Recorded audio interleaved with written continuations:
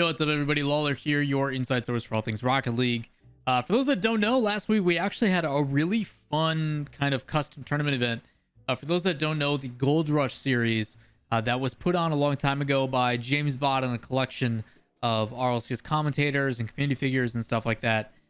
Gold Rush eventually was sold to the rights of the same people that are behind Alpine Esports.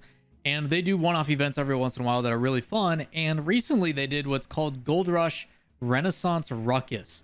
If you guys didn't get to tune in, it was probably one of the more fun tournaments that has happened in a while, and a lot of unique approaches to Rocket League. Obviously, we've kind of fallen into this whole 3v3 tournament system that has been come to known for quite a while in the pro scene, but the cool thing is they do a lot of things like partnering with Lethmir for custom maps to give us a different look with captain draft stuff and unique teams and a lot of fun stuff. So they ended up playing Quidditch, Hoops Stadium, Volleyball, and a new game mode Lethmir has made called Australian Bumper Ball League, and ended up having a really fun finale where they ended up playing a custom game mode called Chain Ball.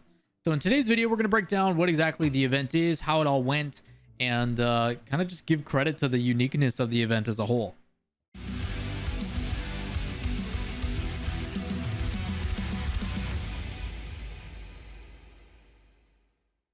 How's it going, everybody? Talked about it in the intro. We're going to be discussing Gold Rush Renaissance Ruckus today, which is a draft tournament between North American RLCS players captained by content creators. Those content creators that were campaigning were Chelsea, Mira, Smellsworth, and Sunless Khan. Those are your four captains, and they ended up drafting players. In order, they ended up having draftable players to pick from. Those players are Ajax, Beast Mode, Shock, Adam, Jacob, Lion Blaze, Rapid, Roldiz, T-Krell, Torment, Tristan, and Turinturo. You should be able to see the teams on the side over here based upon the draft pick and who they picked up. They did what was referred to as a snake style draft, where first pick goes, then they go down all the way to the last person, and then it reverses the order, and they do that back and forth until they get their final three players. Those four teams are the Supersonic Knights, Stocktane Clan, Platt Dynasty, and Manfield Knights. And there's obviously a theme that went along with this. What was really fun from the casters and commentators, the commentary team was Corelli, James Bott, Dazzler, and Jorby. And then Turtle was the Bard. And if you guys don't go check out Turtle's new song, it's a banger. Turtle's been putting out hits. So he was the Bard and had some involvement, which was pretty funny. But everybody dressed up in like a cosplay or like a role play. And some people casted as such and stuff. And it was a really fun and just witty event. I even keep a spare of my PSD underwear.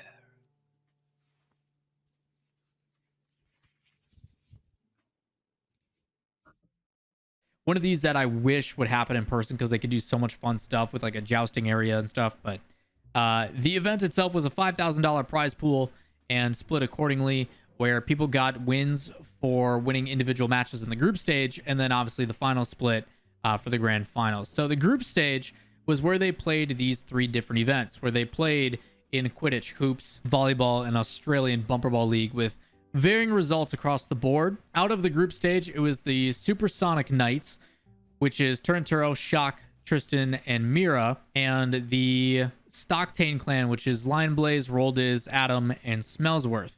Those are the teams, and the results were as follows. Supersonic Knights at 8-4, Stocktane Clan at 6-6, Platt Dynasty, which is Beast Mode, Torment, T-Krell, and Chelsea, going 6-6, and then the Manfield Knights, which is Rapid, Jacob, Ajax, Spider, and Sunless Khan, going 4-8.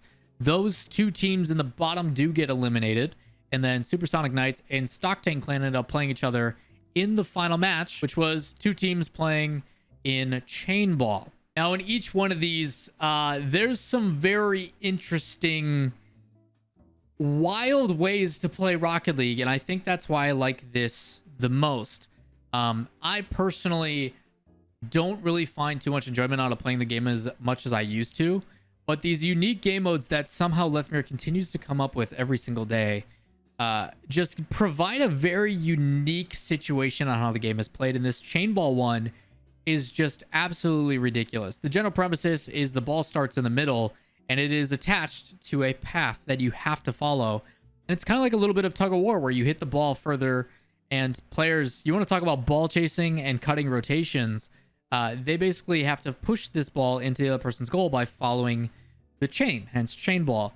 And it's just this really crazy tug of war of like, forget rotations, just be eager, be fast, and see how well they can progress. And it's just really fun to see the differences, because with the way that the ball goes and the momentum that gets carried, there's certain times where aerials come into play, cutting rotation and a quick jump, or different things that have just such a unique approach to Rocket League. And I think that's my favorite thing about this entire event, is as you're seeing gameplay footage from all the different types of game modes, whether it be volleyball, which we're all used to, or otherwise, it showcases a thing that I think I'm a firm believer of, which is the needing of additional content. I'm not talking about cosmetics, but I'm talking about unique, fun game modes for the casual fan base, an easy way to access these, which I hope is being worked on very much so, because I think it would really help with what's been happening, a downward trend actually in Rocket League player base.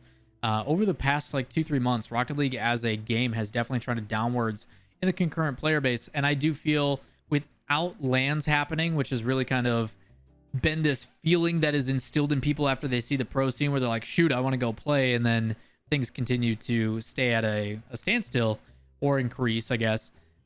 These game modes would basically bring in that general audience to play more and more, myself included. So I think this event as a whole really embodied that. You got the fun and charismatic goofiness of people dressed up as knights and jesters and kings and all that kind of stuff, and just a really fun, casual, laid-back event where the players got to come in and try a bunch of different game modes. And a lot of the pros, overwhelming positive as well. You saw numerous ones tweet about how fun it was to play in some of these different game modes, and that it was a different approach. It's something that they haven't gotten used to. So I hope Lethmere continues to put and help with events like this, because it does showcase the true potential I think a lot of us feel Rocket League could be. And it also inspires me to go and play some more, even on my own time. So really cool event. Shout outs to Gold Rush and the team over at Alpine Esports. I forget what their parent company is called. Wisdom Gaming Group. So shout outs to Wisdom Gaming Group and the Alpine Esports crew for putting on Gold Rush and giving us a unique example of what Rocket League can truly be showcased as. Shout outs obviously to all the casters, all the content creators, and all the players showing up. Even though there's money on the line, at the end of the day, it's a lot of time to go into for 2 days full of stuff. So super fun experience, and hopefully we'll see another one in the future. If you guys haven't gotten to check out the event and would like to see some of the specifics or watch some of these matches, you can do so at twitch.tv/goldrushgg, link in the description. But that is going to wrap it up for me. If you guys do have any additional questions, comments, concerns, as always, leave those in the comments down below. As a heads up, I'm out of town this weekend. It is the 4th of July. I'm going up north to hang out with some friends, so I'm trying to do a lot of this stuff remote. There is no reception up north, so I'm trying to get everything scheduled and ahead of time, so bear with me. But again, if you guys do enjoy it and all that kind of stuff, subscribe, notifications, all that fun stuff. And I'll see you in the next one. Q&A tomorrow. Peace.